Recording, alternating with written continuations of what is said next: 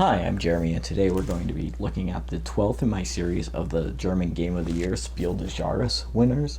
And this is the 1987 winner by the name of Auf Achse. And this is essentially a pick up and deliver game where players are going to be controlling trucks who are going to be picking up goods and transporting them across a map of Germany and surrounding countries. This game was designed by Wolfgang Kramer, who's one of my favorite designers, and I would say that it really serves as a relatively light entry into the pick up and deliver genre. Lots of games have used a similar mechanism, and this certainly wasn't the first to do that, but it does it, I think, in a approachable way for families. So the game, it plays from 2 to 6 players in about 45 to 60 minutes. With 2 players, it's probably going to take more like 30 minutes, and the box says it's for ages 8 and up, which seems about right to me. So let me take a minute to show you how the game plays, and I'll come back and let you know what I think about it. So here we have the setup of a 2-player game of Auf Achse, and what's going to happen is each player is going to get, at the start of the game, 3 different contracts, and then they'll be able to place their little truck that they control, and each player gets one of these in any city on the board. And ideally they'll probably want to pick one of their starting cities, just thinking about which routes they'll want to take once the game begins, because this is essentially a pick up and deliver game where players are going to have to go from city A to city B, but ideally over the course of the game they're going to be making multiple stops along the way, just trying to most efficiently deliver to complete these various contracts. So this player has chosen to start in Hamburg, whereas this player has chosen to start in Brussels because they had that card. Each player will also get $3,000 in starting capital. The game has some paper money.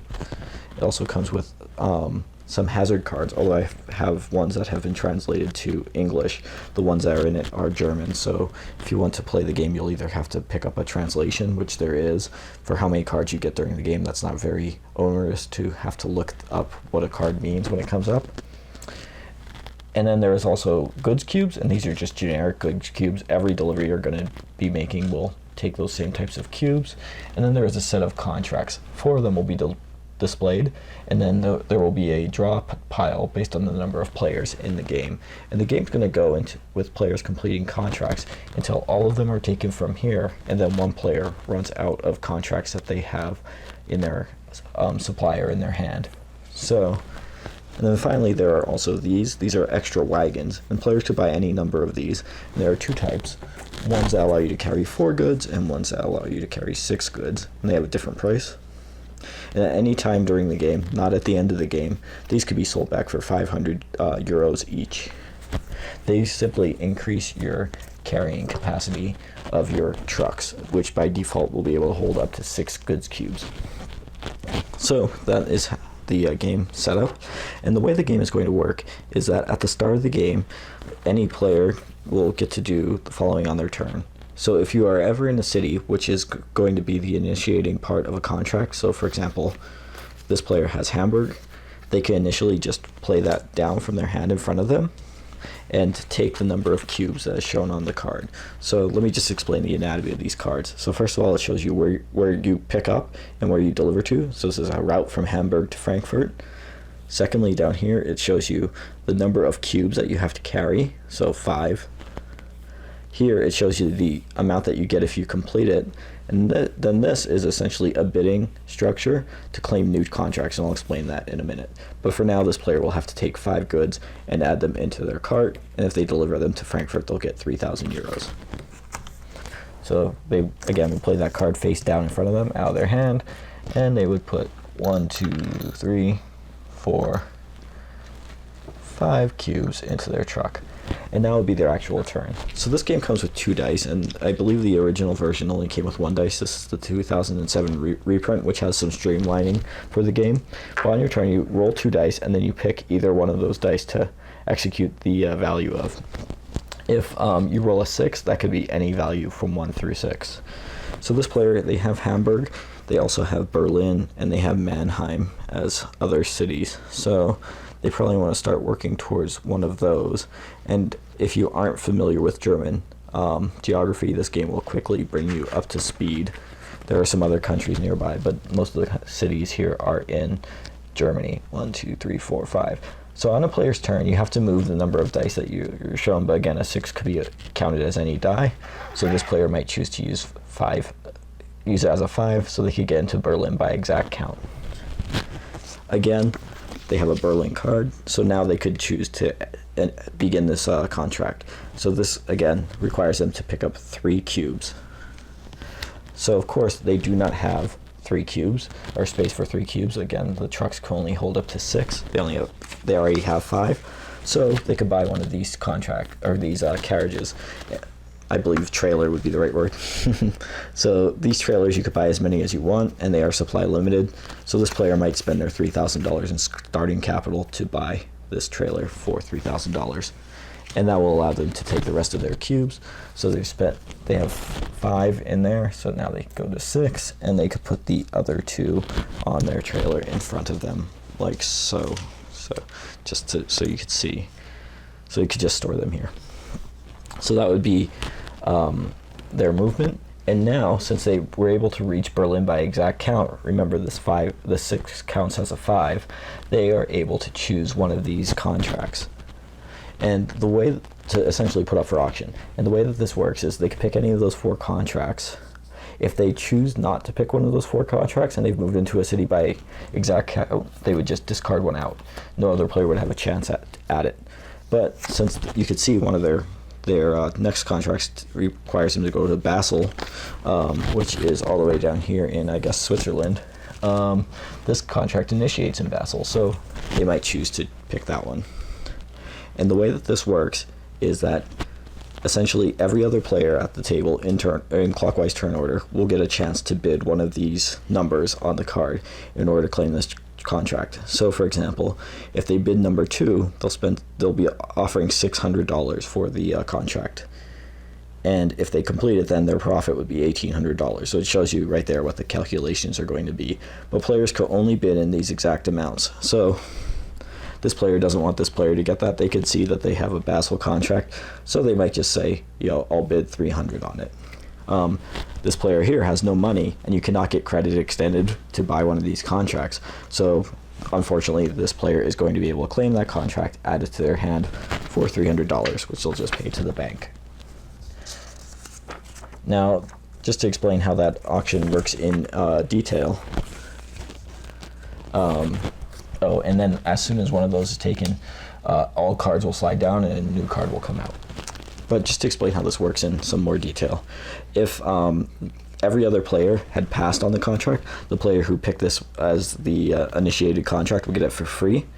If, let's say this player had bid, 300 or 200, whatever level they bid, or whatever the highest level is when it gets to the player who initiated the contract, the initiator of the contract simply has to match that amount to take it. So they are at a bit of an advantage. So for example, if we were playing a 3-player game, if player 1 said 500, then player 2 said 1100, the initiating player would then just have to get the 1100 to be able to claim the card. Otherwise, it would go to the high bidder.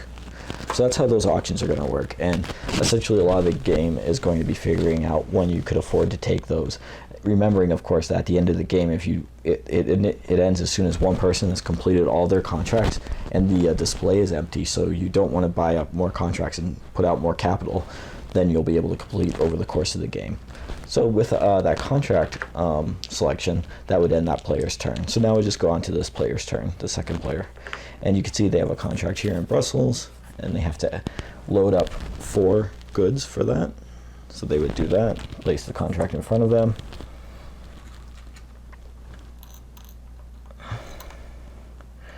And then they'd be able to roll a die.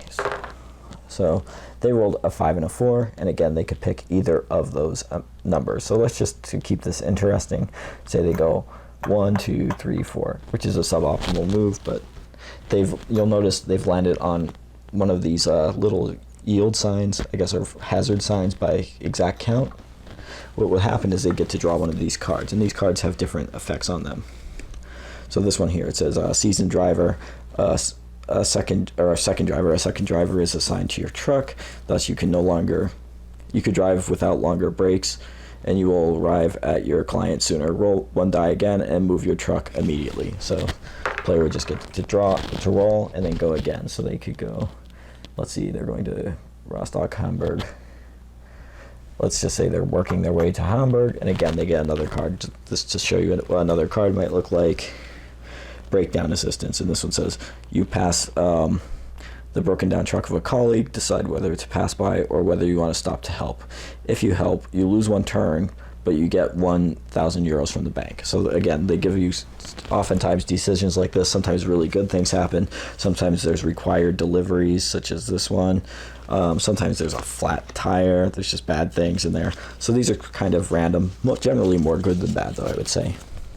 So essentially that's how that player's turn is going to work. And again, since they did not end up in a city by exact count, they would not get to choose a contract to go up for auction. And let's say that this player, it's their turn again now. And let's just say that they were trying to deliver to Dresden for the sake of argument. And they rolled. They got a 6. With any number, if you roll more than, usually you have to end up on spaces by exact count. But if it's an initiating city for a contract or an ending city for your contract, you could just choose to stop there. So let's say the player would choose to stop there. They would turn in their contract. They would just discard it out of the game, and they would get the amount that's shown there after turning in the cubes back to the general supply. So like if this was 5 cubes for 3,000, they would just get to put back, 1, 2, 3, 4, 5 cubes, and then get $3,000. So that's basically how the game's going to work. There's just a few other simple rules. One is that if ever you choose to take a 1 by rolling a 6, or just roll a 1 and choose to use that as your movement, you get to place this hazard marker on the road, which will just block a route. So you could use that to basically, block a player who is going toward a certain location, forcing them to go around, and that will just move whenever players roll the 1. Also, there's this traffic jam marker, which tends to last just 1 round, and usually that will be triggered by cards, and it'll just say, for example, no player could go through Munich this turn, or what have you. So this game will just keep going like this, like I said, until the supply of cards is run out, and a player has run out of cards in their personal supply, and then as soon as that happens, the game will end immediately. Players will be able to tally up their money, and the player with the most money will be the winner. Okay, so that is Auf Achse, and like I said in my intro, this is a relatively light game, and certainly it uses a lot of the concepts of other pick up and deliver games, essentially that route planning, but it does so in a way that is very streamlined and is very approachable to gamers. At first, when you start playing this, it might seem as if your luck is going to be determined entirely by the dice, but I think the game does a lot to mitigate that, at least in this 2007 edition, where again you're rolling 2 dice instead of 1. I think those cards tend to be a lot less swingy than they are in the original version. You could also complete contracts in any order. I believe that that's a change from the original version. So this version actually plays really smoothly, and it holds up pretty well for a game from 1987. I think that if people who like games like Ticket to Ride or Elfin Lands would like this game as well. It's a similar sense of planning and route building and collecting, with a little bit of a economic edge to it. Essentially, you're considering how much to bid for cards. Should you bid for cards just to keep another player from getting them? So you try to drive up the price so they get less profit. These are interesting decisions, especially in a game that's this simple as far as rules go.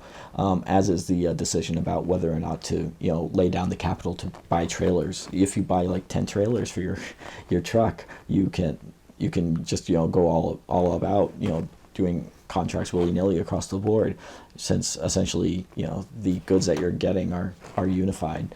But if you do that, you're going to be outlaying a lot of capital that you're not going to get back. Again, they cost 2,000 or 3,000 euros and only sell back for 500 euros. So that's a pretty big outlay that you're going to have to complete basically an extra contract for each one of those trailers that you buy. Yet at the same time, if you don't have one, you're going to be taking very long routes back and forth across the board. So just balancing these sorts of things is, I think, an interesting strategic decision, especially in a game that is this light and this approachable.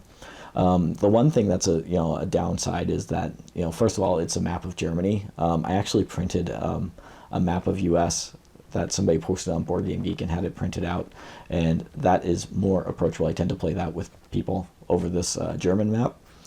Also, the fact that the cards are not in English. Although those contract cards aren't in English, that's not really any sort of impediment. Most of the information on there is numbers, but these hazard cards that are in the game are only in German. Again, I printed up English cards, but you certainly could get by with just printing out a translation sheet for the cards. You generally will only be drawing a few of these during the course of a game. So, yeah, that is a problem. I think that this 2007 reprint of the game is terrific insofar as it updates the game and still captures what originally made it appealing. And it's easy to see why this did win the Spiel des Jahres. I think it's a nice roll and move family game. It holds up well. So in all, I think I would say that I think that this is a fun game. Even somebody like myself who considers himself a gamer thinks that it's full of enough decisions that it remains interesting. And in all, I would say that it's a pretty worthy winner. It's not the most exceptional winner of the award ever, but it's something that you can see the reasoning behind why it was picked, and I think that most people would enjoy this if they gave it a shot.